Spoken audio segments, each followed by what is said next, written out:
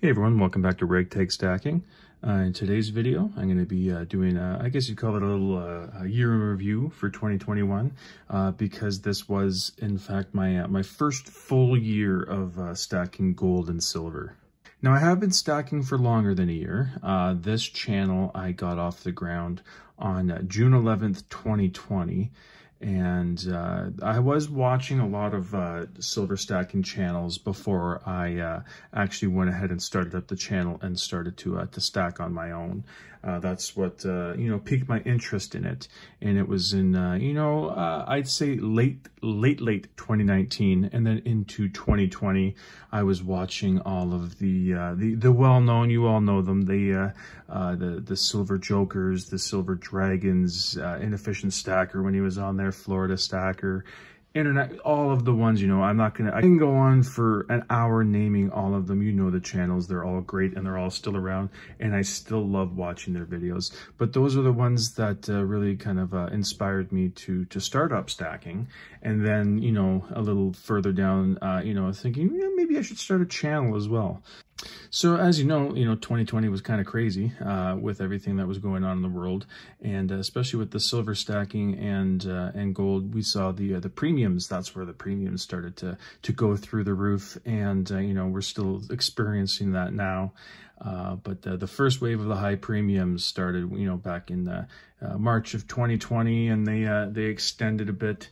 And then we saw it again in 2021. So yeah, definitely 2020 was, a learning experience, and it definitely shaped my strategy and my goals for 2021.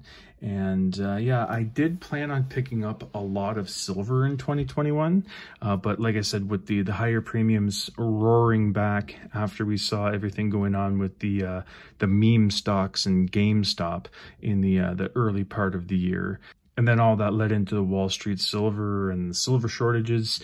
We all remember that stuff from this year, but the only thing that's really had a lasting impact from that whole movement is the higher premiums that we are still living with.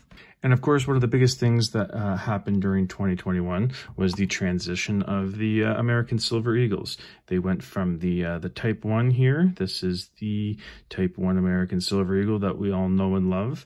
They were retiring this in favor of the new Type 2. And there are quite a lot of people that were quite vocal on their disappointment on the Type 2 Eagle. But, it is what it is. I'm not too fond of it. I do like the Type 1 a bit more, but I went ahead and got this 2-coin MS70 set here. So yes, I went ahead and picked up a couple of the Type 2 American Silver Eagles to go along with the slab coin set that I have there. So I did take advantage and buy some of the new Type 2s, but another big news story in the silver stacking community was the new Morgan and Peace dollars. Now, I did not pick up any of the new ones, but I do have a couple of old ones here just to so you can look at while I'm talking about them. In 2021, the U.S. Mint did decide to make some new updated modern peace dollars and Morgan dollars because it was the 100th anniversary of the transition from the peace dollar from the Morgan dollar into the peace dollar. And to commemorate that 100th anniversary, they went ahead and made, I believe it was 5 different Morgan dollars from different mints. And I believe it was one version of the peace dollar they made.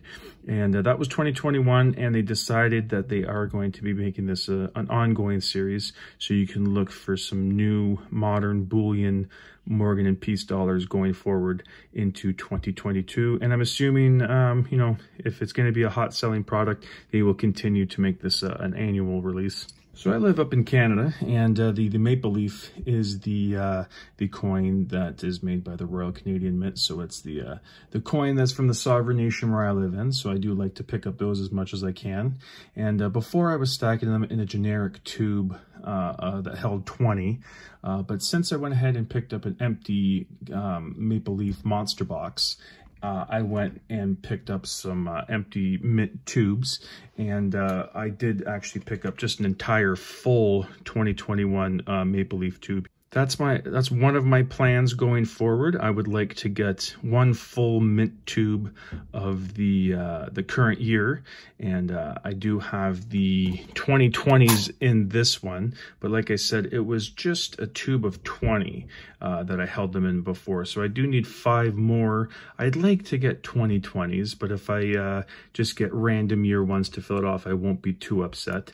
But yes, going forward, I'm definitely going to be picking up at least one full mint tube of the current year Maple Leafs for, you know, the year that I'm stacking. And, you know, I'll probably pick up some random Maple Leafs here and there. My goal, I would like to get, you know, between 2 and 3 tubes of Maple Leafs stacked each year, but I would like to get at least one of the current year that's out.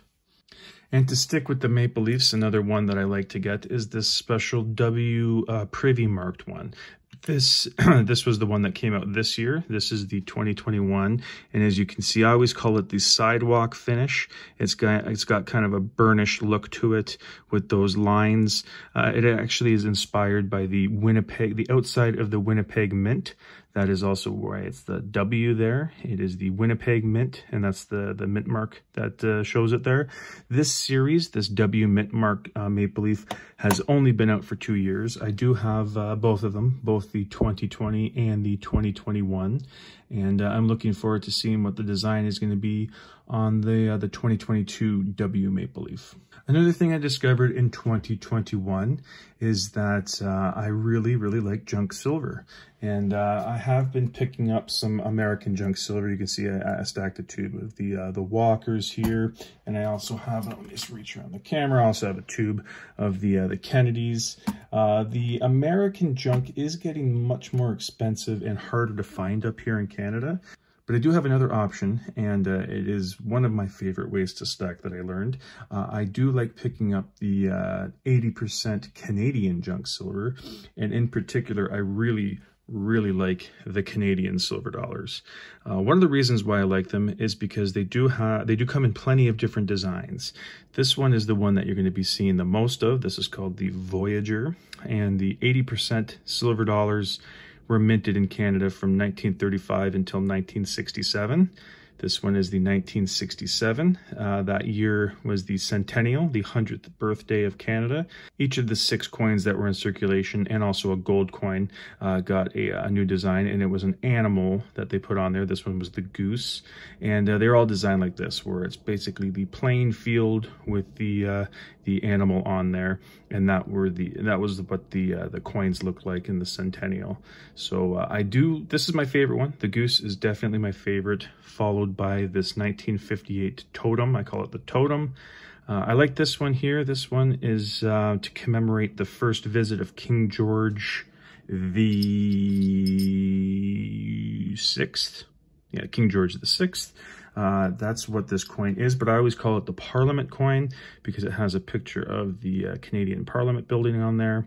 And then, as I said, back to the Voyager. Yes, I did, like I said at the beginning, I did have some plans in 2021 for silver, and a lot of them weren't met because I was on the sideline a bit, not picking up some silver. I was stashing away or stacking away some of the cash that I usually put towards silver, just because the premiums were so expensive. It didn't, the stuff that I wanted to get was just, you know, it didn't make sense at the price that they were charging. So, like I said, I was on the sideline for a bit, stacking cash away.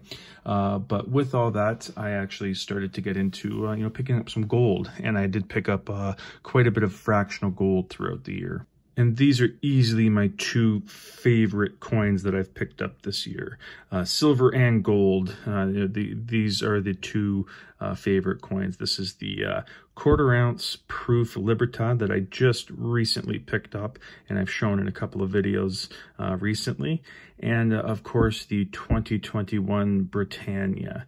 I love the look of the gold Britannia. I have one in the 10th ounce and the quarter-ounce. And yeah, these are the 2 favorite coins that I have right now, and they are the you know, the jewel, I guess you would call them, the jewels of my my gold stack. As small as it is, you know, it is growing. I am planning on adding. I haven't decided. I think I'm planning on adding 3 ounces of gold this year, which will be including my first 1 ounce gold coin. And finally, one more thing I want to talk about, which was the most anticipated coin for me. I did touch on it talking about the gold Britannia, but the silver Britannia was getting a lot of hype, and deservedly so, because it looked really, really nice. And you can't go wrong with the design of it. It is a beautiful design. I like the wavy lines, the updated Union Jack on the shield there, a lot more definition, the padlock with the trident and the lock on there. It's really, really nice. But as you can see, just the milk spotting that these coins experienced this year really, was a kick in the pants, because I love this coin, and, I would have been going really, really hard picking those up because they were a great price. It's just the milk spots killed me. So I'm really hoping that in 2022, the, whatever it is, quality control, whatever it is that they need to do at the Royal Mint to ensure that the 2022 Britannias do not milk spot as badly as the 2021s. I hope they do that. I will be looking at other people. I'm sure there'll be some unboxings of Britannias on some channels coming up, and I'm just going to keep an eye on what the 2022 Britannias are doing, because if they continue to milk spot like the 2021s, I am unfortunately going to pass them up. I know it's still 1 ounce of silver and it's just milk spotting on there, but these are beautiful coins, you know what I mean? I'm buying them because I like the look of them as well, and the milk spots just make them that much, uglier. It's just really, I would say tarnish the coin, but that's another thing that all coins have to deal with. Milk spotting isn't tarnishing, it's a different thing, but it definitely soured me on the 2021s. I did say that'd be the last thing I talked about, but I had it out here. I want to talk about some of these ones. This was the second coin in a series that I wanted to continue. It was called the the Creatures of the North coin series from the Royal Canadian Mint. This one was the second coin, the Werewolf. The first one was the Kraken. So I'm very interested to see where they do go with this coin series in the future. I like the 2 ounce chunkiness. And another 2 coins that I picked up because I was interested in getting a series started was this Queen's Virtue. I'm still waiting for the second coin in the Queen's Virtue to come out in just the regular BU version. It's out in the expensive proof version that I'm not looking to get. And I did like this Myths and Legends series that came out, as the Robin Hood and the Maid Marian series is out. I was looking at, continuing this series on, but as you can see, this has never been out of a capsule, and it's milk spotting like crazy. So I'm going to have to look to see how some of those Maid Marians are looking. If they are milk spotting just as bad as the Robin Hood coins, then I'm going to abort, collecting this series. Just again, because of those damn milk spots. But yes, that's it for today's video. Like I said, it was just kind of a mini year in review, I guess you would call it. Just kind of going over some of the stuff that I picked up this year and some of the changes that I had to go over in 2021, which again was my first full year of stacking, first full calendar year. And going off of 2020 as my kind of roughing it, just getting my feet wet and getting my bearings. It definitely led into my plans for 2021, and it's going to continue on to 2022. Yeah, you pick up stuff, you learn things, and then you grow, and that's going to definitely continue on. And my stacking strategy is going to be more focused in 2022.